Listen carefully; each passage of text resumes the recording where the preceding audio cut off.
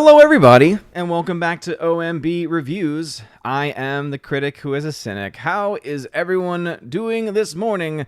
And good morning, Asgard, episode 21 of the Good Morning Asgard podcast. Thank you all very much for being here today. Apparently, there are 2 downvotes already.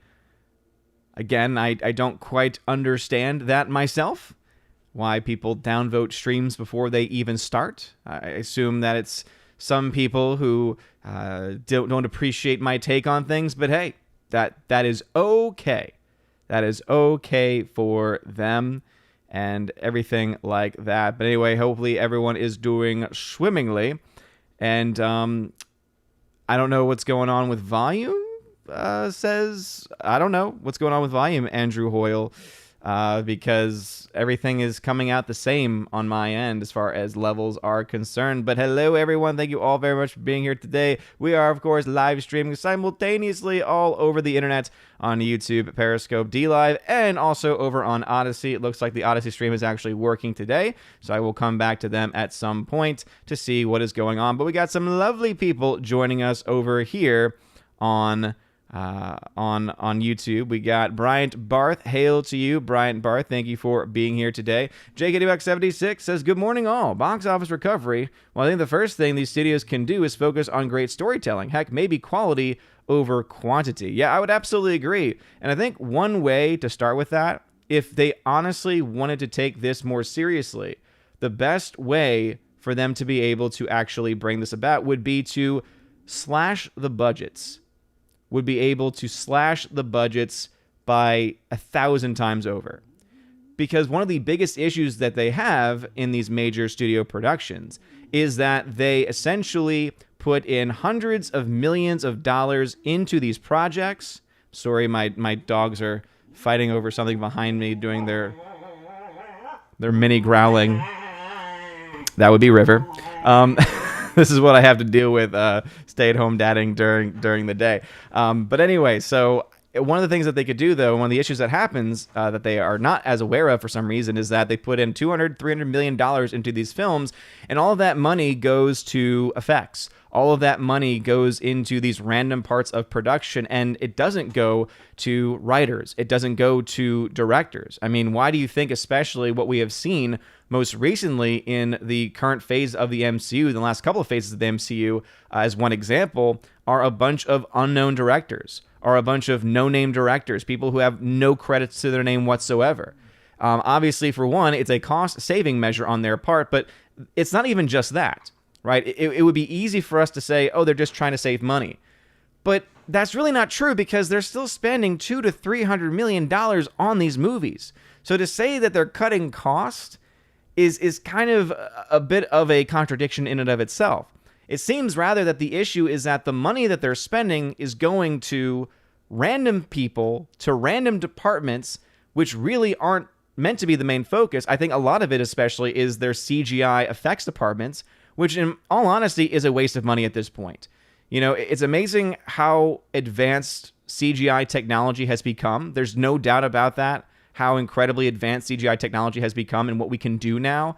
But now you have studios that are so heavily reliant on CGI because I'm assuming it's a timing thing, that it allows them to make their movies much more quickly, much more efficiently. They don't have to actually have people scout out locations or build as many sets and all that kind of stuff.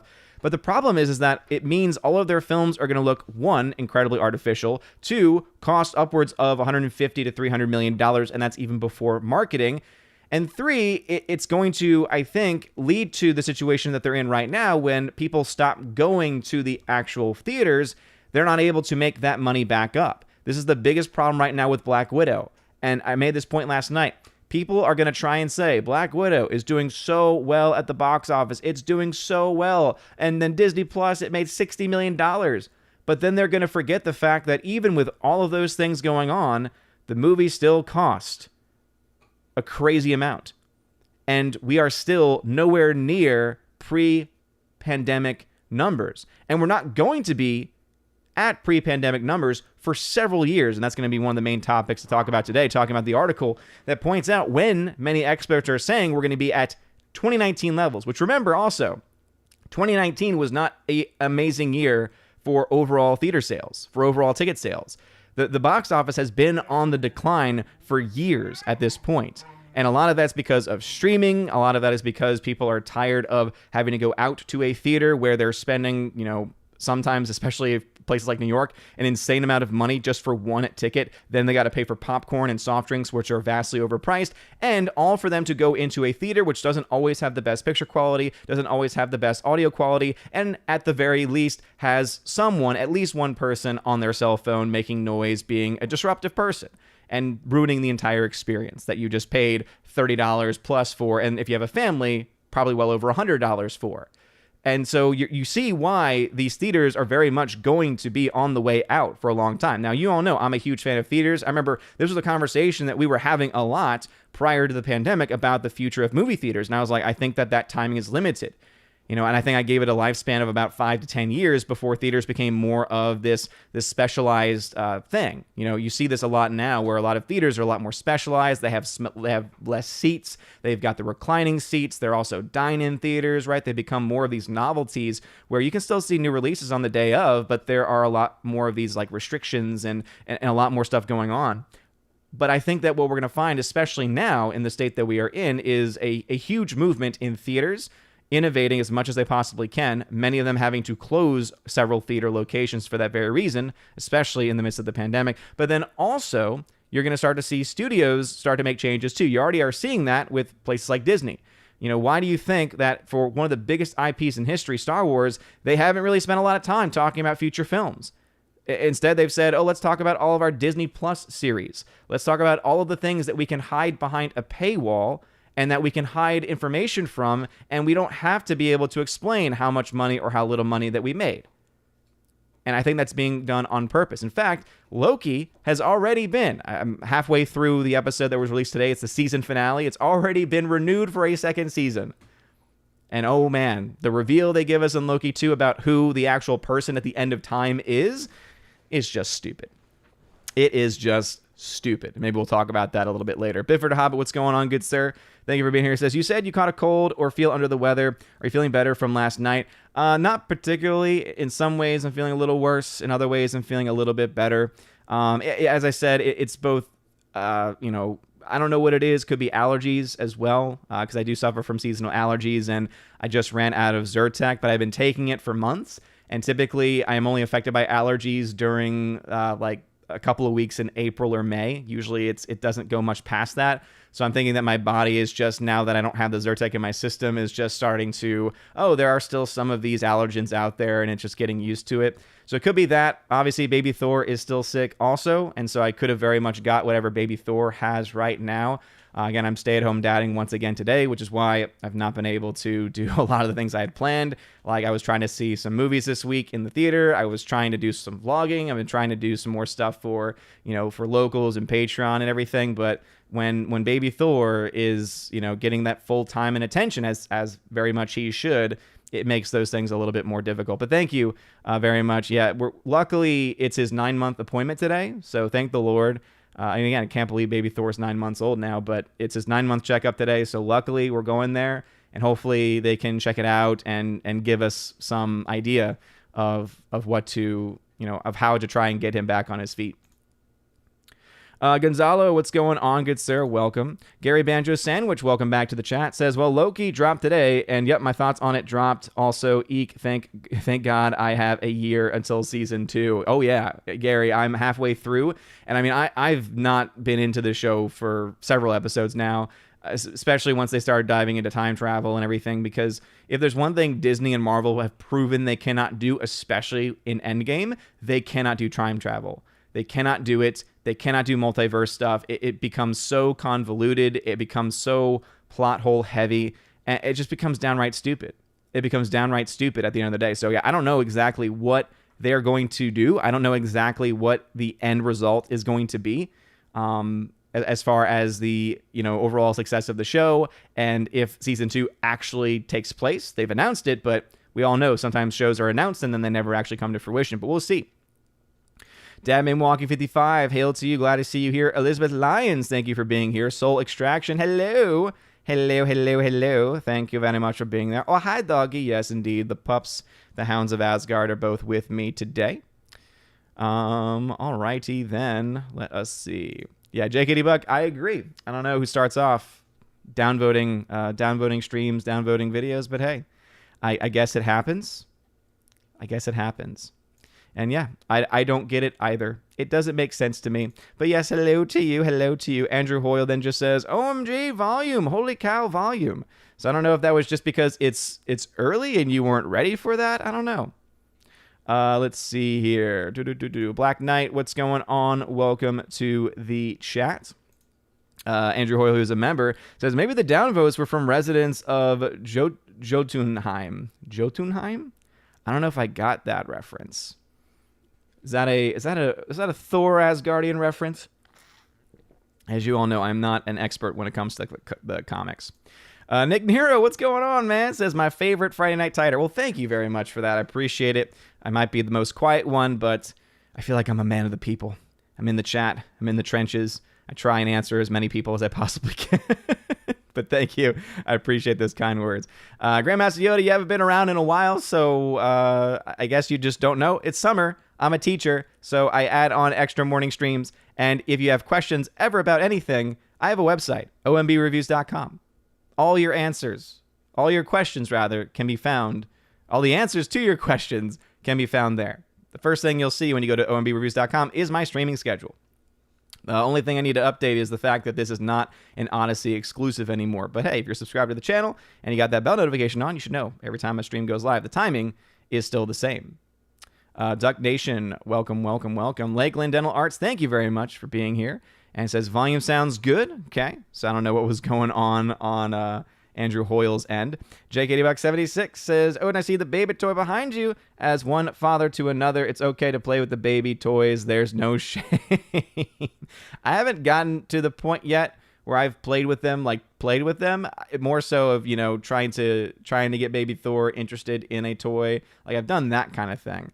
I would say the most play I've gotten is actually during bath time. There's these small little rubber duckies, and a couple of them you can fill them with water, and like the water will spray out one it'll spray out their mouth, the other will spray out like their bottom, which is kind of a weird thing.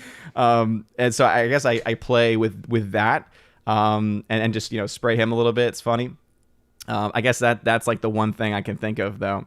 Anyway, thank you all you two people for being here. GMonkey76, what is going on? Thank you for watching over on Odyssey. I very much appreciate that. So, as I said, we'll go ahead and talk about some news today, because one of the biggest bits of news is, of course, about the box office. Again, everyone and their mother have been telling us that, hey, the box office, it's back, baby.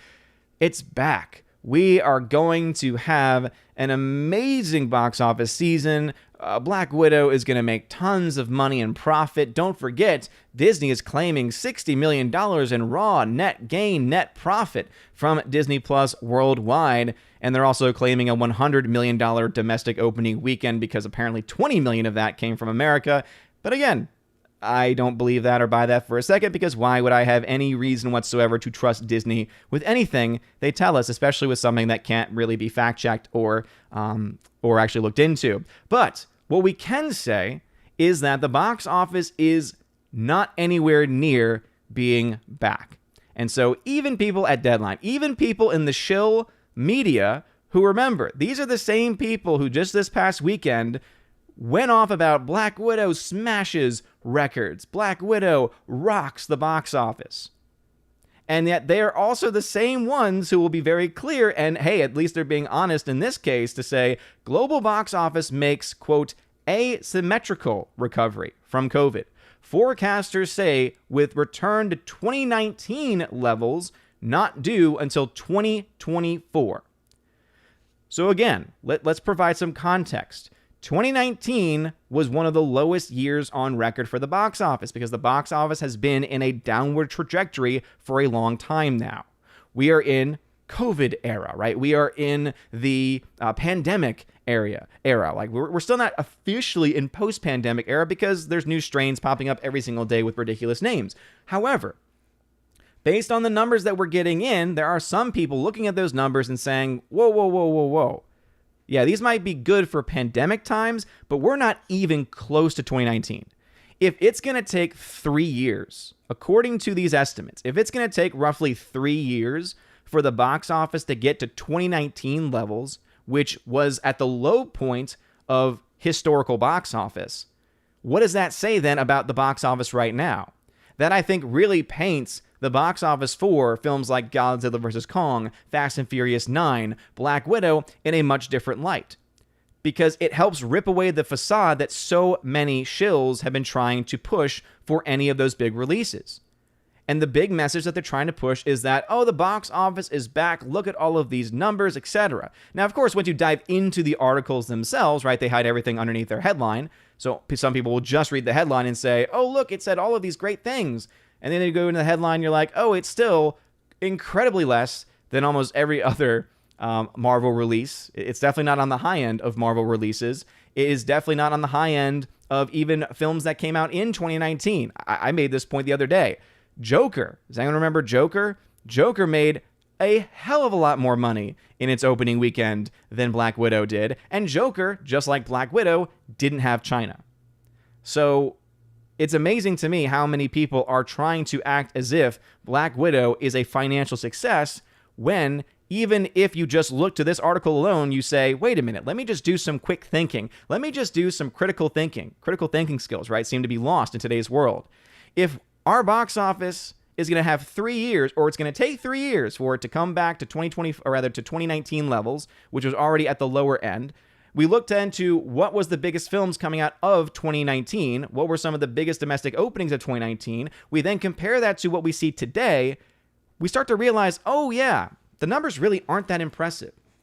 $80 million opening domestic, yeah, might be impressive for pandemic times, as they always like to tell us. But if you think that means it's going to be a financial success when, and this is the point I made last night, when Black Widow and other films like Godzilla vs. Kong and Fast and Furious 9, when they still cost the same as they did when movies were coming out in 2019, hopefully you start to see the connection there. Again, you have films with the same budget as big releases that came out in 2019. This says it's not going to be until 2024 that the box office levels are back to what it was like in 2019, which means you're going to have several movies, much of which came out this year, that are going to have box office budgets. You're going to have budgets and marketing costs similar to, if not the exact same, as films that came out in 2019 prior to the pandemic. And then you're going to try and tell us and spin that they can somehow be successful? The math's just not there. You can't have it both ways. You can't say the box office will be back in 2024 when you have movies coming out now that you're also being like, OMG, so many amazing things. Like, let's go ahead and just look at some of the stuff going on here. Yeah, Black Widow posts best non-holiday Monday during pandemic. That's a record. They just love to just make up records. It's not the best non-holiday Monday. It's the best non-holiday Monday during pandemic. Which, once again, means nothing. It means nothing when we talk specifically about Black Widow. It does mean something as far as the box office is starting to get its act back together. But these same experts are the ones that are telling us that it's not going to be fully back in swing 2019 levels, which, again, low levels, until 2024. So those contextual things are very important to understand, that the box office is not nearly as impressive. As it says here, movie chain stocks flop, Disney jumps as Wall Street picks apart Black Widow weekend. Is the bloom off meme stock AMC? Black Widow racks up near 33 million in Samba TV US households. So according to this, 33 million was made from Disney Plus. Now again, this is according to a app or a device that you have in your home that you sign up for. So again, questions of reliability are pretty big there. All films at weekend domestic box office hit 117 million, led by Black Widow, highest level since President's Day 2020. Oh, pandemic times or pre-pandemic times. Huh. Black Widow weaves $79 million overseas debut for $155 million worldwide theatrical bow. Oh my goodness. Disney claims $215 million plus worldwide victory at the box office. Disney Plus premiere with Black Widow weekend. Will distribute model endanger a movie life cycle. While at the same time, they're putting out articles. Well, you know what? It's not going to recover to 2019 levels, which are not high levels, by the way. Won't recover in that area until 2024. You can't have it both ways, people. You can't have it both ways. Tubu, what's going on over on Odyssey? If you're on Odyssey, smash that, or rather light up that fire button. It really does mean a lot. All right, let us going back into the chat now. Elizabeth Lyons, puppy, doggos, yes. Ooh, they're fighting over a bone. River, Sophia, River. She's not even anywhere near you right now. Enjoy your bone. Okay. Anyway, Brightburn 1985, what's going on? Says, as Guardians of the Galaxy together again. Yes, indeed. Hello. So I'm still saying hellos because it's 7:03 in the chat. It's 7:20 where I am. Or sorry, 9:03 in the chat. It's 9:20 where I am. So yeah, just about 15 minutes behind, which is exactly where I tend to be. What's going on? K-Man. ZK-Man, what's going on? He is a member. JDBuck76, who's a member, says CGI equals crutch bandage for substandard writing. Yeah, pretty much. All they want to do, it's amazing to me, because when you think back to the history of blockbusters, summer blockbusters, typically most film historians will point to Jaws as being one of the first real summer blockbuster films, in that it was a very simple story, and it made a lot of money, and, etc. But you look back to Jaws and you're like, it was a well-written story. It had so many great moments of fear and anxiety, right? They were able to build tension so much. The score alone also was able to build tension. The fact that people like myself are still afraid of open water because of Jaws shows how much of an impact that can have. But to look and to see where these films have come, like where the films are now in comparison to what they were when they first came out, when the first blockbusters started to come out, it's night and day. And I absolutely believe that a big part of that, JKD Buck, as you said, is the fact that they now so heavily rely on CGI, because now that becomes a part of the story. Now that becomes a main focus rather than a good story. And it's sad.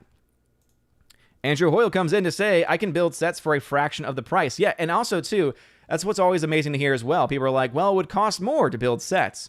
Would it really, though? I mean, when you think about it, you're paying for people who can build these effects on computers. The type of degrees that they have mean that they're going to be pretty pricey, pretty expensive. You're going to then also have to pay for computer software. You're then also going to have to pay for the actual computers themselves, the energy that it's going to cost for them to actually be able to render those effects. They're having to, it takes a long time to do that. So you think about the amount of time and the amount of investment in building CGI, and then you have to render it out, and that takes a long time. I mean, remember, most effects these days, even today, 4K is so well known and talked about today, and yet most of these Marvel films you get, or any film that has major CGI, those films are only going to be available in 2K resolution, and they're just going to be upscaled to 4K. So you're not even getting a full 4K image in most of those films because, think about it. Think about how long it would take for them to render a 2K visual effect. If they put that out at 4K, guess what? That's twice the amount of time. Which means that the amount of time it would take them to finish the film would be almost twice as long, at least in that specific area. But yeah, they're putting all of that money into CGI instead of into writing. And that's why what you typically find are the films that cost a lot less, usually, not always, but usually have a better story. One of the great examples that I gave from last year was Love and Monsters. Love and Monsters had no reason to be good.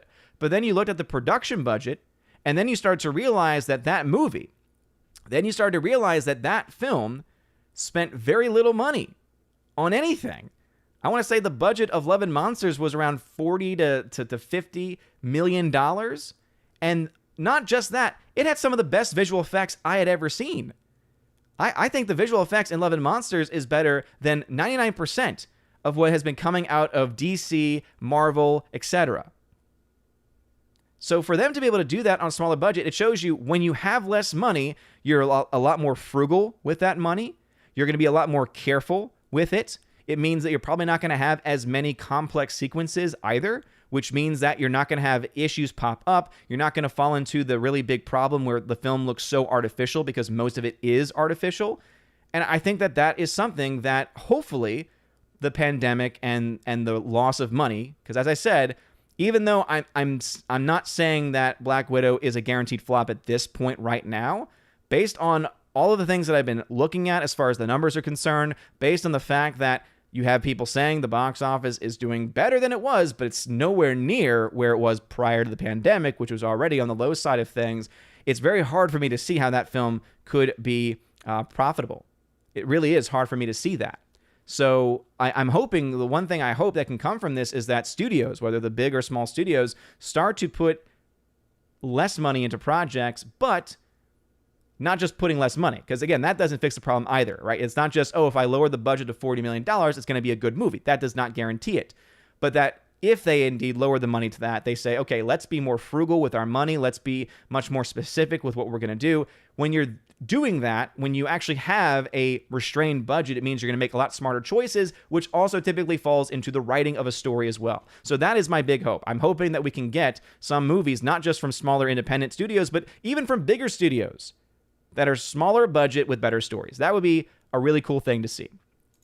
Thanatos Felicitas, what is going on? Welcome back to the chat. Remember that if you have a comment or question in the chat, please put @Odin at the very beginning of your comment. It'll let me know you're trying to get my attention. If you are a member on the YouTube channel, which means your name it shows up as green, then you do not have to worry about that. However, if I see that you've tagged somebody else, I'm going to assume you're just talking to them. So anyway, Thanatos Felicitas, thank you very much for being in the chat. Appreciate it. All right, Rusty Shackelford, welcome back. Also, if there's a person that's new in the chat or someone who's just entering the chat that I hadn't seen yet, I also highlight them to show them some love. To show them some love and support. And also remember to smash that like button, please. Hound 3000, what's going on? Commenting is dangerous. That's Goblin Squatch. What's going on, Goblin Squatch? Thank you for joining today. Appreciate it. Elizabeth Lyons, who's a member, says, 9 months, I love that age. It's definitely a very mixed age for sure for Baby Thor, because it's well, obviously, I'm kind of, my image is kind of tainted right now because he's sick. And, you know, even though he's, I would say, probably one of the better sick babies, a sick baby is still never a fun thing in general, especially when you're not feeling very well. And, you know, for me, my wife works full time. And so, therefore, you know, with my summer, I'm stay-at-home dadding it, basically. And if anyone is a teacher, you know that summers are very important for teachers to recharge batteries. Because I love teaching. I love the interactions that I have with the kids. I love the conversations that we have because it's always interesting topics. But we need the summer as much, if not more, than the kids do. Because while the kids are going to go off and, you know, have fun and do whatever it is they're going to do, maybe get a summer job, for us, it's like, no, that this is the time that we need to recharge the batteries, because we have been in front of kids every day or almost every day for a period of about 9 months. And that is a very taxing thing. It's a very taxing thing. And so the fact that I've only had really a few days of actual summer, I was really looking forward to having a full week this week of being able to drop Baby Thor off at daycare and, you know, be able to actually have some, you know, complete full detox time. But again, it's one of the sacrifices you make as a parent. And obviously I very much still love Baby Thor. What's going on, Thunderduck? He says, Hail, Allfather, would you like to see a Batman Beyond movie? Yeah, I was never actually fully into the series. I think the concept's interesting, but I was always a fan of the original Batman series, Batman the Animated Series.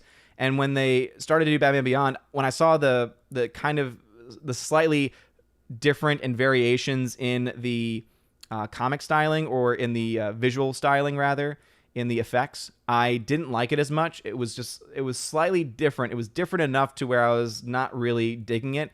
And so I'd never really watched it. However, I think the concept is really awesome. And I would think it could be a really cool thing to see that happen. And I know this has been talked about before by others, not just me, but getting Michael Keaton to come back as old man Batman, old man Bruce Wayne, and take your pick of young actors today to come in to be Batman. I always forget the character's name, but yeah, I think they could be really cool. Now, who makes the movie, who has control over it, that I don't know. JKD76 says, they've rebooted CSI Las Vegas. Even TV cannot come up with something original. Wait, they rebooted CSI Las Vegas? CSI, which they've rebooted into several different cities at this point. They're now rebooting one of those said cities. That's ridiculous. That is ridiculous. How dare you? How dare you? Laura Story, what's going on, Laura? She's one of the mods on the channel and the modern major general of the channel as well. Good morning to you. It's very early where she is, out in Cali. So thank you for being here. Chudman Rising, welcome back to the chat. JKD Buck, who's a member, says, asymmetrical, is that newspeak for anemic? Yeah, I mean, obviously, I know that's a joke, but yeah, it's obviously because they're looking at certain markets like, for instance, China, which seems to be doing incredibly well during pandemic times, which is another reason why you should probably have a lot of questions about those numbers. When it showed Fast 9 made $215 million in China, I was like, look, I understand the Fast and Furious franchise is a pretty popular franchise still, but $215 million, that's one of the highest grossing releases in China's history, I believe, for an American film. Maybe not the highest, but one of the highest. I haven't done the research on that. That's an incredibly a large amount of money. And that's something where pandemic, pre-pandemic, post-pandemic, that's just a big number. So it makes me go, is that really how much the movie made? I have questions. I have some questions about that, to say the least. JM Cruz, thank you very much for tagging, says, the MCU fan base here in Manila are losing their minds and so happy on that Loki reveal. Way to go, letting the Marvel Universe getting your money without giving you quality story. Oh, they're happy about the Loki reveal? Yeah, I'm only halfway through, so the only thing that I know, so I guess spoiler warning for Loki if anyone actually cares, because again, I still haven't watched all of it, but essentially they reveal that there's a guy at the end of time. Seemingly at first they say there's this being at the end of time, and then I just found out, he is a human. He is a human who had variants, and they were able to figure out that there was a multiverse and then communicate with their variant selves. And then from that, somehow they were also able to share technology. Okay. But then that also somehow led to them making technology that made no sense in the human realm, in the human world. And then also because of all the tears that they made to the timelines, because eventually they started fighting each other, colonialism, I guess you could say, it started to, because of those fightings, it created a being. And then one of these variants, who's the one person left at the end of time, who is maintaining the timeline, was somehow able to tame the beast and to take the powers from the beast, or to soak them up, or it's stupid. The fact that he's human, it's like, that's just stupid. You could have done something really cool. You could have introduced a badass character. Because again, I'm not a comics person, so maybe there's a character that kind of fits into what they were revealing there. So again, I don't know if there's anything else that happens after that fact, because that's about as far as I've gotten, and I'm just like, ugh, stupid. Anyway. Yep. Just blah, blah, blah. Tina V has this. Breaking news! Get that crap off the screen. Another of JJ's demonic disciples, I heard, is directing it, and there's not going to be a Star Trek 4. JJ is always dreaming up a Star Trek 4. What? Gary Banjo Sandwich tagged and says, I'm heading to a Geeks and Gamers Con in my city of Liverpool weekend. Can't wait to have a press pass, so it is free. Just need to take some snaps. Dude, that's awesome, man. Or rather, a Geek and Gaming. First I was like, wait, there's a Geeks and Gamers meetup happening? That's kind of odd. But hey, yeah, that's awesome, dude. Congratulations on getting a press pass for that. And have some fun. Let us know what it's like on the ground over there. Tina, I agree. No idea if that film is ever going to come out. I really wanted to. It's one of my most anticipated films because, as you all know, I'm a huge fanboy for Denis Villeneuve. I just love his filmmaking style. JKD-Buck76 is a member, says, what is a great movie you love that was shot on a lower trimmed budget? Serious question. Well, yeah, I can actually mention one that I just watched recently. It's been out for a while, but one that I watched recently. You look to 28 Days Later. I mean, that thing was made for very little money, and that movie's fantastic. And one of the reasons why that film is so fantastic is not because they've got the best zombie effects or not because they've got the best visual effects in general. It's because the story is incredibly well done. And you can go down the list, and obviously I'm terrible at pulling things off the top of my head, but you can go down and list a bunch of lower budget movies that are able to really perform well because of their story, because of the innovations they've made. I've never seen it myself, but I would say stories like the Blair Witch Project. I think now in retrospect, people wouldn't enjoy it as much because that whole found footage genre kind of blew up and it was overused and all that stuff. But I think at the time, people who had seen that movie, I think would argue that it was an incredibly gripping movie and terrifying movie for the time because of the filmmaking style. That film was made for like thousands of dollars. And you'll find that happening a lot in various films that are released throughout the years. So yeah, I would say you have a bunch of films that are well under $5 million production budget that are fantastic because the stories are good. I would say a good place to look for at least some examples of that. One of the things I love about the Raven Awards that we do on the channel every single year is that we have a best low budget film category. And this year, the nominees for it, now this one, obviously there's different, we had very limited nominations because not a lot of people participated, but the three movies that were listed were Fat Man, which cost $20 million to make, which is on the higher end of low budget, but still low budget comparatively. Freaky for $6 million, which I never saw, and then Nomadland for $5 million, which I personally liked a lot. I mean, I look to a film like Nomadland. That director is, of course, now directing The Eternals, which, again, I think it's going to be a mess, but I don't think it's going to be a mess because of her. I think that if you actually look to Chloe Zhao and the fact that she has not been afraid in the past to speak out against China, that just, again, raises her up in my book a little bit as far as how much I respect her. I'm not saying that she's perfect. I'm not saying that she's not woke. I don't know. To be honest, I don't really know a whole lot about her to say that. But what I can say is that for $5 million, Chloe Zhao, who not only directed the film, but also edited the film.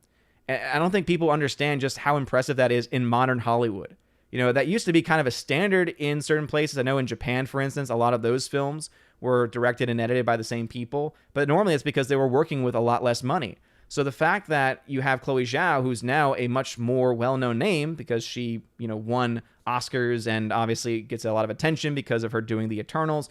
I think the fact that she was able to make such a well-crafted film for $5 million is something that's definitely worth crediting. So yeah, hopefully that answered that question. But again, it's obviously, it depends on a lot of different things. Pete1972. Pete, what's going on, dude? I feel like it's been a while since I've seen you in the chat. It says Wall Street, the kingdom of greedy decadences. Yeah, that is absolutely true. Absolutely true.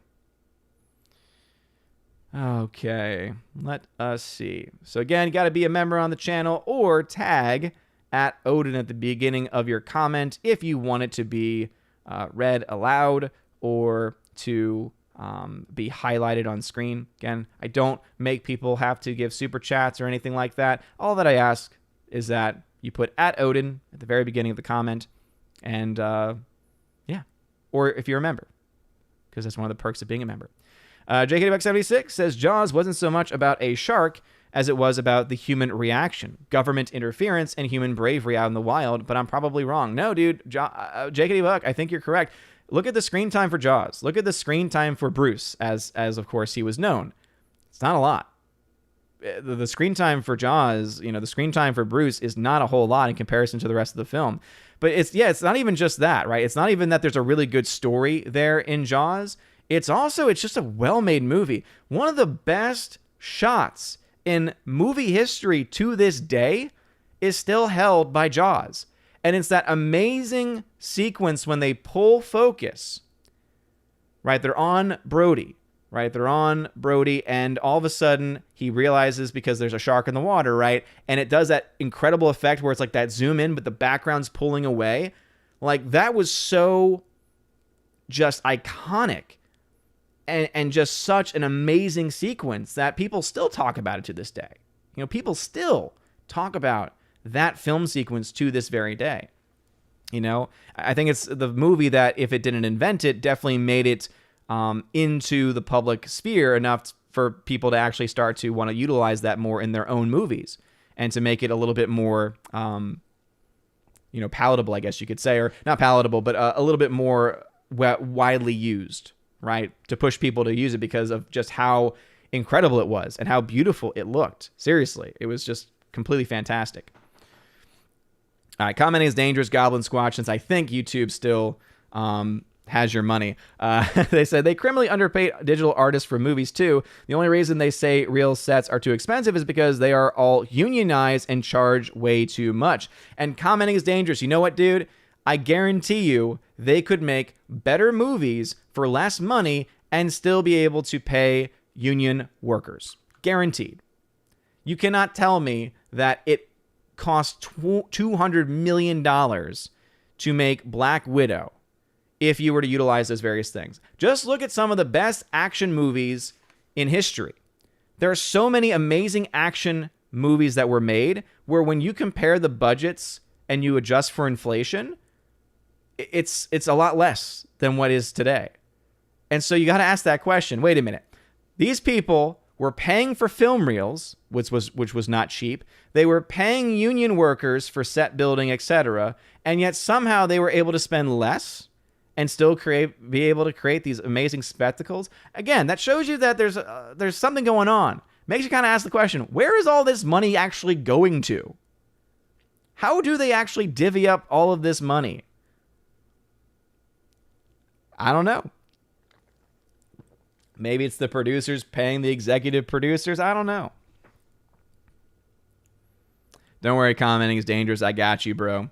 Bryant Barth says here, where do you think the idea of sets are expensive came from? Well, as someone had just mentioned, a lot of it comes from the fact that many of those workers are unionized, and when you do hire union labor, it does typically cost more than if you were to hire, private contractors, that kind of thing. And because of just how massive some of these sets can be, you really do need to have you need to have a large team. And the only team that can really give you that is going to be a unionized crew, a unionized team. So I think that is the reason why. Also, because people, think about it this way.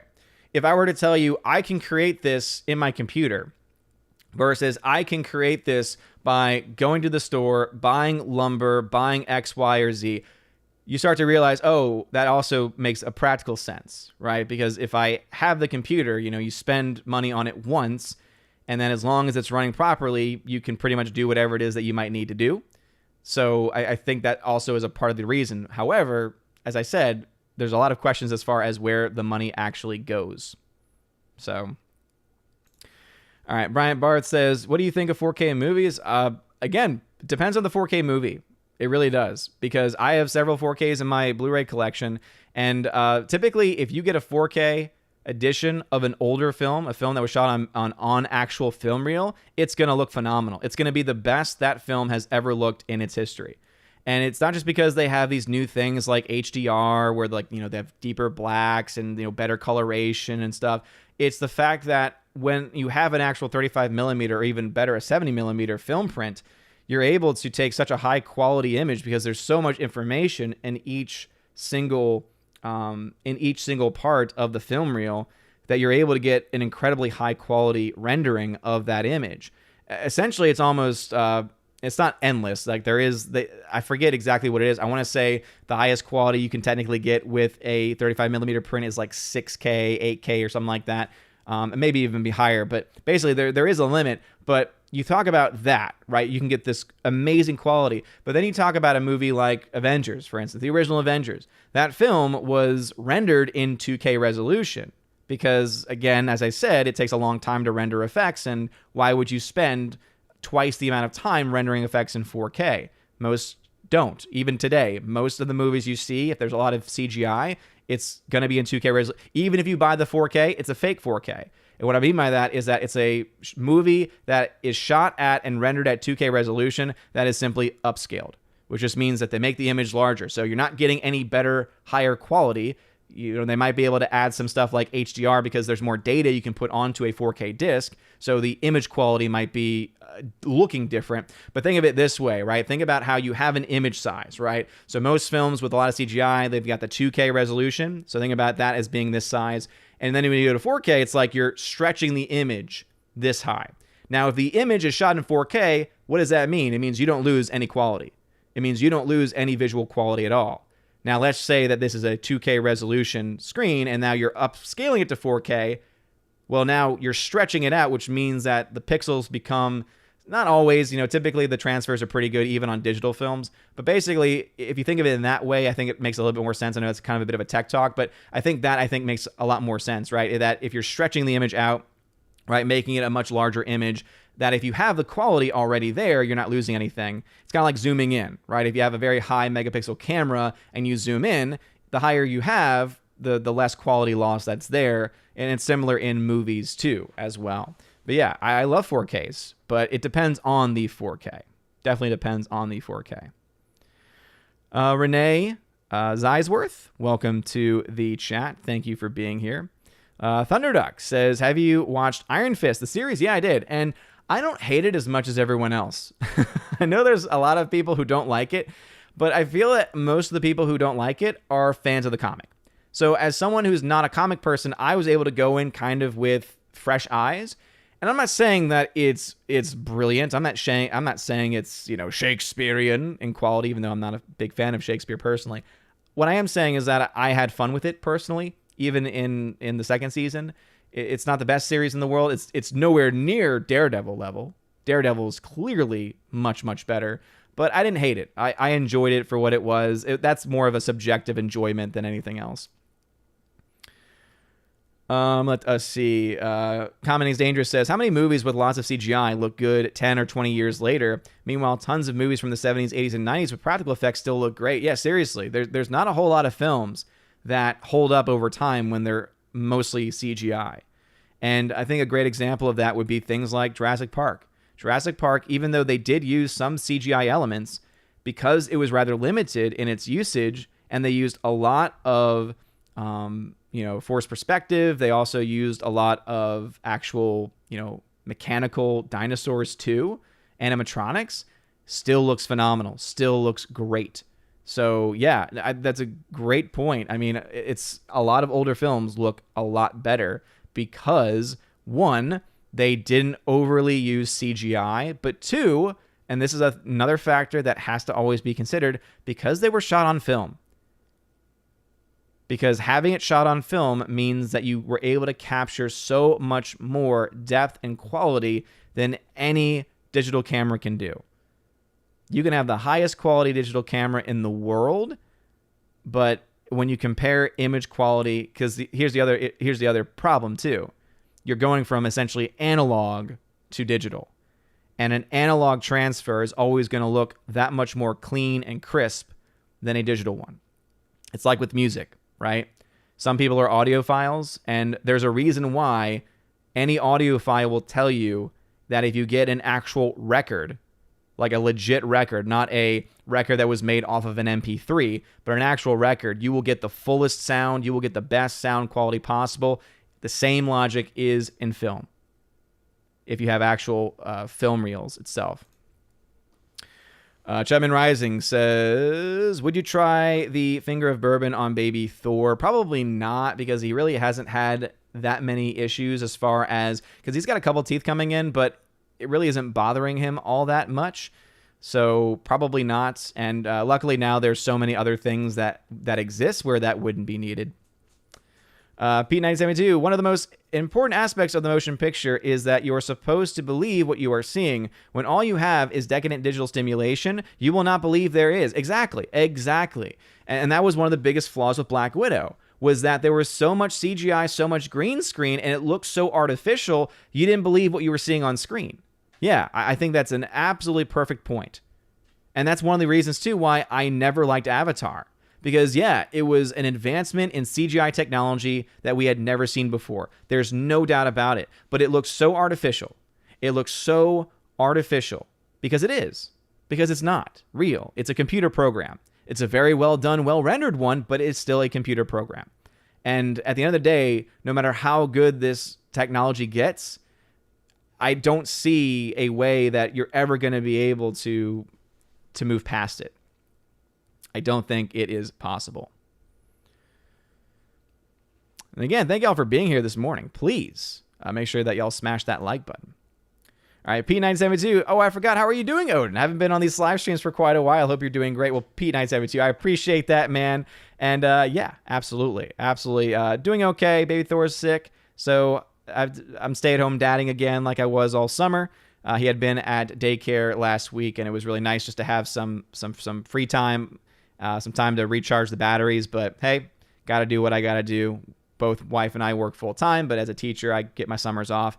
And yeah, absolutely. And these streams have been a lot of fun, too, these morning streams. So thank you all again for being here. We got 52 people watching, so not quite where we were on Monday, where we had like almost 100 people watching, which was still amazing. Probably, obviously, because YouTube and the algorithm and everything. Black Widow is in the title, and so I'm sure YouTube was like, ooh, we want to support this content.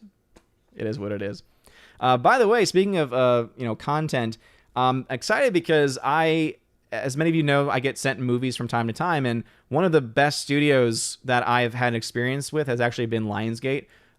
It's a lot easier for me to get my hands on Lionsgate films. It's the reason why I was able to actually get the Rambo 4K Steelbook collection, so that was awesome, and a bunch of other stuff too. But I'm actually getting a movie that I haven't seen, and even though I talked about how it was not a financial success, even though it did have a low budget, and how I haven't seen all the films in the franchise yet.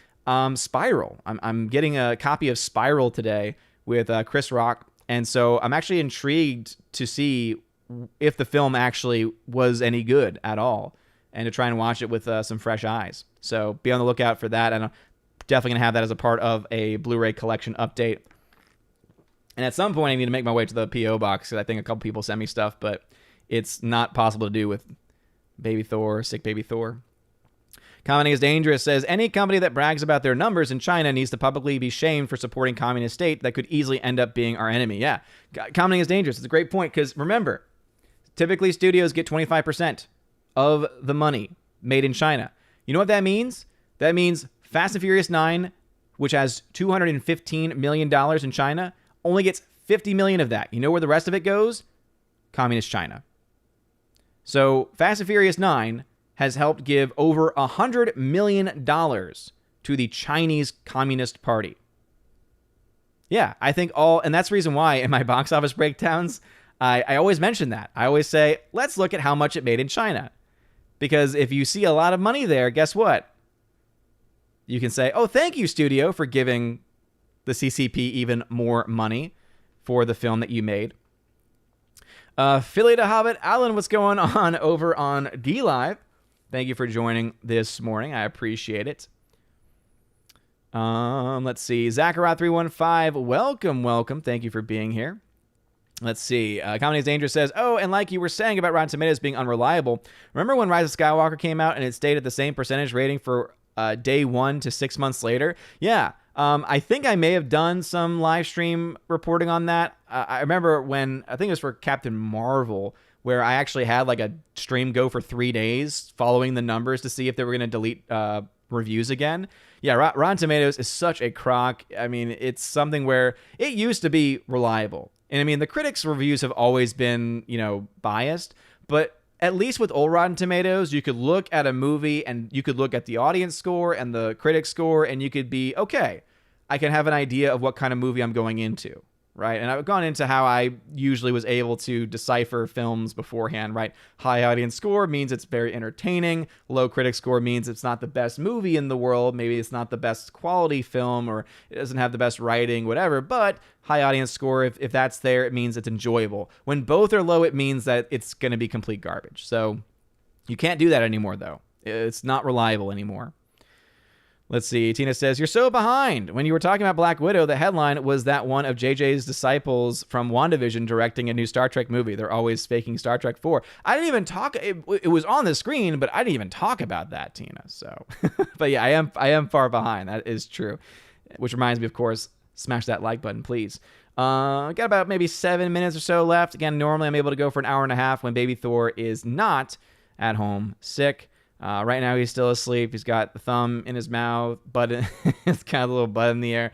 Very, very cute. But he still seems to be asleep. But normally, he'll wake up a little around 10 or so. So we'll get through and should be able to get through everyone's comments, though, before we head out. So no rush here. Jacques Lesuave over on Odyssey. What's going on, good sir? Says, speaking of practical effects, am I the only one that was constantly bugged about Ultron, the big CGI robot man, having moving lips? Wonder, would a prop have said it better, even if it was just torso, head, and CGI lip? I don't know about Ultron necessarily, because it's been so long since I've seen that movie, and I hated that movie. It was one of the weakest Marvel films to ever come out at that point. Like, that was the definition of a bad Marvel movie. And obviously there's been a lot more since then. But no, I totally agree, at least with that point, though, as far as them using too much CGI. I mean, the character of Ultron is made to be or it's perfect as a character to be a practical effect. I would love to have seen what they could have done. I mean, look at, for instance, what you have going on with Doom Patrol. You know, even though Doom Patrol has absolutely narratively gone down some really cringeworthy woke paths, the one thing I will say about that show is that they very heavily utilize practical effects. I mean, Robot Man is almost, I think, fully practical, and it looks great. It looks fantastic. And then you have so many other practical effects and makeup effects used in that show, and they also look really, really good. It would have been awesome had they done that instead of the CGI Ultron, because instead it looked like a giant CGI fest monster, and it just didn't look good. To this date, I still think some of the best use of CGI for Marvel specifically is the first Avengers film. Everything after just really gets lost in the weeds, I think. But anyway, Jacques Lesuave, thank you for being over on Odyssey this morning. All right, let us go back to the YouTube chat. Andrew Hoyle says, best low-budget movie of all time, Monty Python and the Holy Grail, $400,000. Is that adjusted for inflation, Andrew Hoyle? Because it's actually probably closer to being over $1 million at this point. Pete972 says, Denis Villeneuve is one of the most sterile and pretentious directors on the planet. I highly disagree with you, Pete.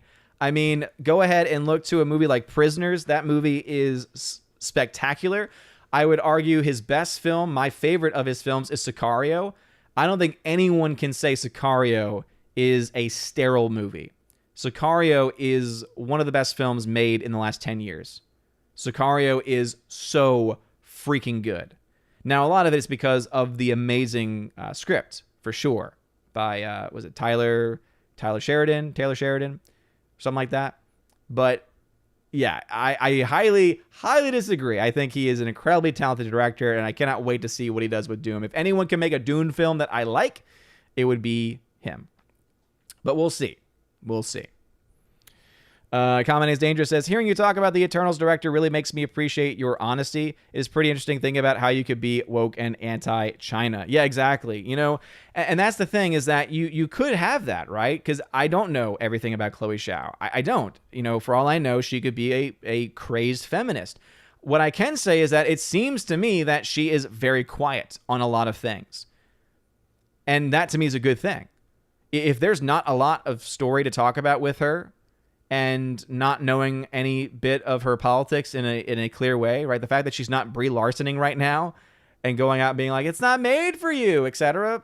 I don't know. I find that to be comforting at that level. Does that mean that the Eternals is going to be good? No, because what we do know is that almost every Marvel film ever made, especially since the Disney era began, is all made by committee.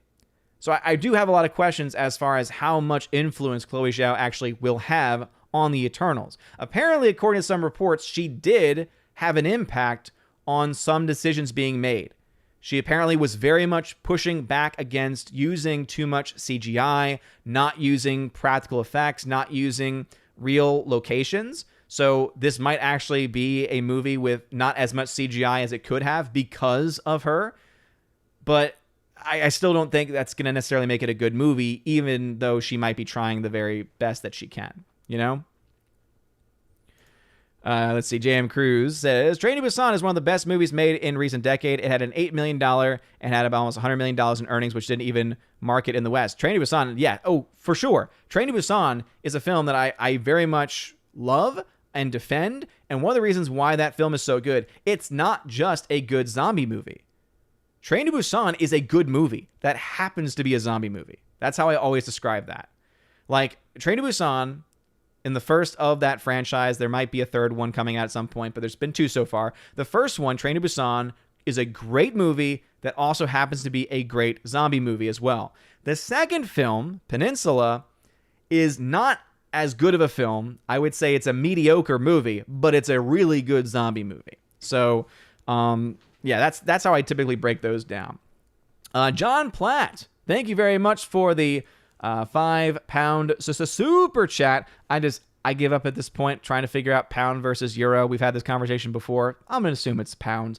But anyway, John Platt, thank you, good sir, says, hi, Odin. Here's a £5 donation. What, in your opinion, is your favorite Tom Cruise film? My favorite is Jerry Maguire. Ah, very cool. Very, very cool. Going classic with Tom Cruise. Yeah, I do actually like a lot of Tom Cruise films.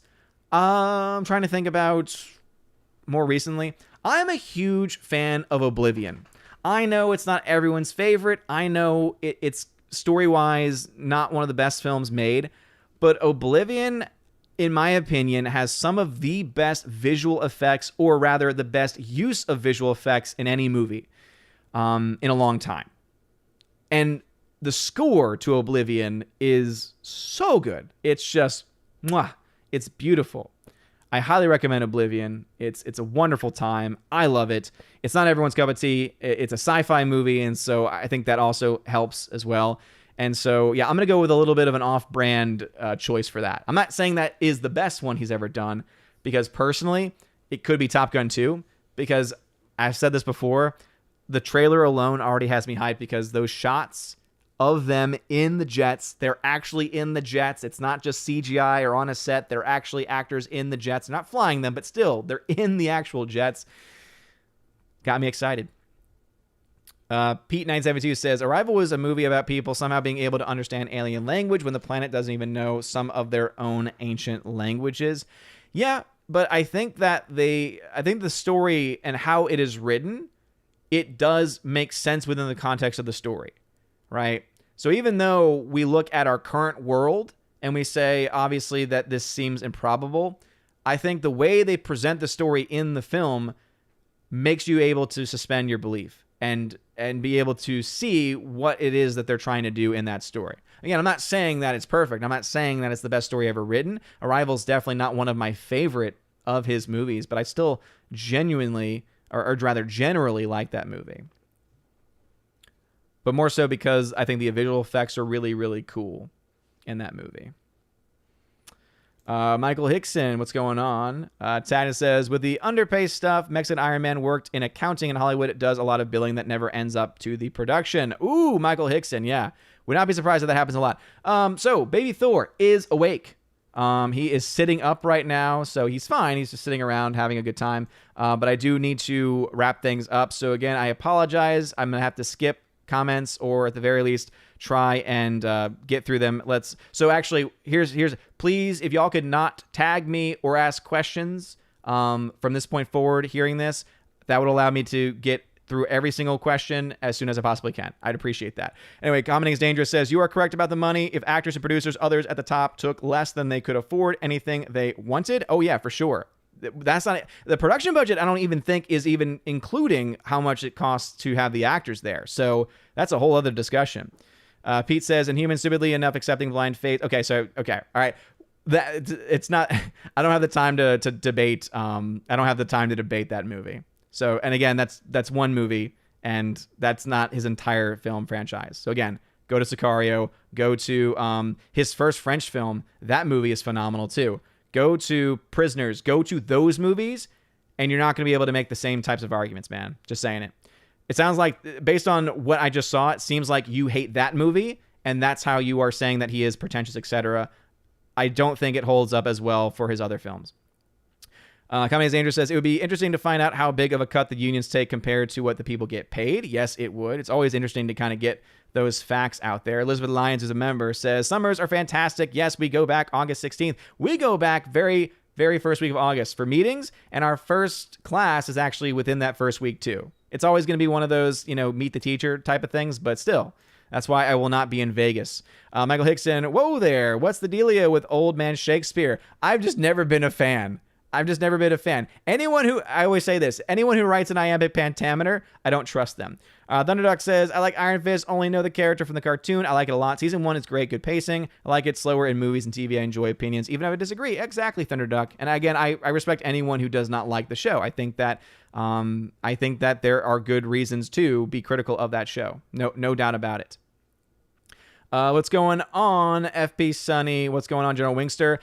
If you're saying Avatar as in James Cameron's Avatar, it is not a masterpiece. That story sucks. That story is not good. Anyway, Brightburn says, Batman Begins, Dark Knight. Even The Dark Knight Rises, to an extent, look good visually today. I think Nolan used film stock to make it look good and probably most practical effects. Yeah, he's one of the few directors still using film stock, mostly using 70mm IMAX print for a lot of his movies. And yeah, absolutely, that's a reason why it looks good. The problem with Nolan is that he is terrible at sound design. His sound mixing is awful, especially recently. Commenting is dangerous. Speaking of movies shot on film, have you seen The Lighthouse? It's one of my favorite movies. Okay, I don't like The Lighthouse as a story. I don't like The Lighthouse as a... I don't...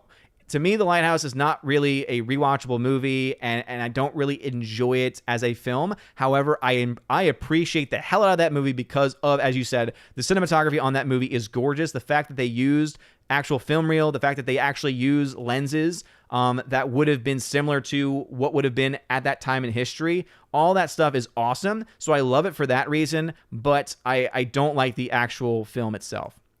Trent Johnson then says, movie studios bragging about getting dirty CCP money is another sign of stupid, hedonistic society that we live in and where consequences don't matter. That's a very good point. Very, very good point. Tina then says, I notice everything, whether you comment it or not. Plus, they're all discussing Star Trek 4 in the High Council they were discussing Star Trek 4 in the High Council last night. We were all slamming our heads through drywall. Yeah, no one wants to see that for sure. General Wingster, you will accept your Chinese overlords and you will like it. Gonzalo then says, Ultron worse than Incredible Hulk. CGI, yeah. I think the first Incredible Hulk with... oh my gosh, I'm blanking out. But anyway, Edward Norton. With Edward Norton, I think that movie is actually very underrated, and the CGI, especially in that film, is actually not that bad. It actually has not aged as poorly. Rusty Geographer, not sure if you were a Sopranos fan, but I'm looking forward to The Many Saints of Newark. Hope it's good. That trailer looks amazing. I've never actually seen The Sopranos, though, so I'm not going to watch it. But I will say the trailer is incredibly effective. Incredibly effective. Okay. Trying to get through as many of these. Alex McCarthy, what's going on, man? Taylor Sheridan is one of my faves. He's the creator and writer of one of my current shows, Yellowstone. I'm trying to watch it, dude, because of that very fact. I am a huge fan of the work that he does. No doubt about it. Let's see. Sorry, I was getting some notifications, so making sure everything's okay.